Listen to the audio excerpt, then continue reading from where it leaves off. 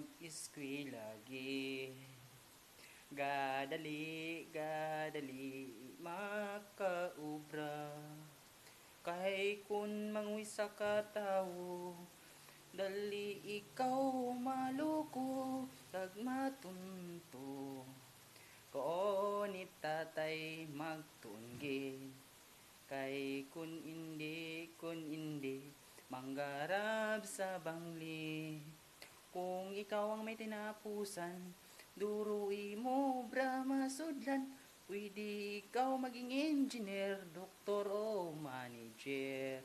Politiko, abogado, empleyado sa gobyerno. Pwede ikaw maging seaman. Libuto ng bilog ng kalibutan, basta ikaw ang may tinapusan. Mga bisyo malikawan, sino abad aman.